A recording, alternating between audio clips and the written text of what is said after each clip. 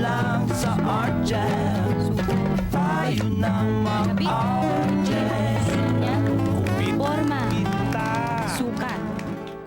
Colorless nail polish, glue, ruler, glossy old magazine, toothpick, thin garter string, at beads. Ngayon, ang ipapakita namin sa inyo ay kung paano gamitin ang mga lumang magazines na to para makagawa ng paper bead anklets.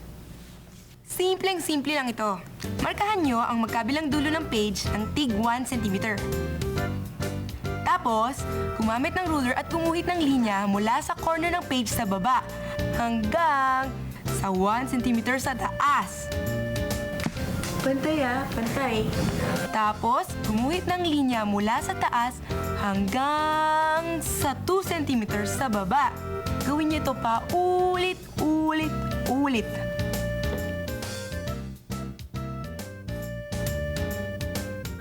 Ingat Gawa ka lang, pag nagkamali ka, tanggal ang daliri mo. Pwede rin akong gumamit ng gunting, di ba? Pwede ka rin gumamit ng gunting, pero kaya ako gumagamit ng ruler kasi cutter yung gamit ko. Tsaka mas pantay. Mas pantay. Siguraduhin mo lang may cutting board para hindi naman nasisira ang mesa nyo sa bahay. Gamit ang toothpick, ikutin ang papel mula sa malapad na dulo ng triangle.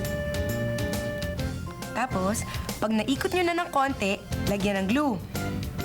Tapos, ikutin pa ang papel hanggang makabuo ito ng isang bead. At lagyan ulit ito ng glue.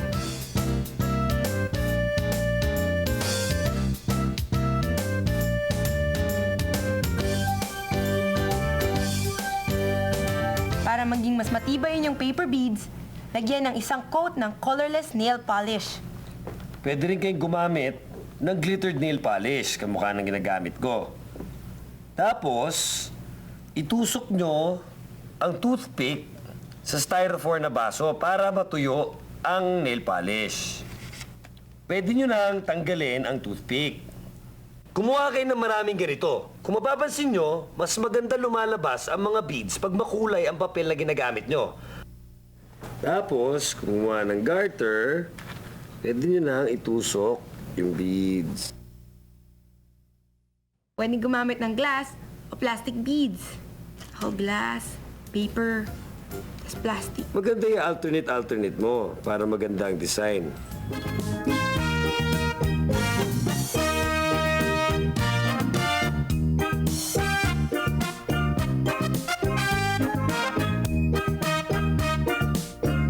Tayo ng mga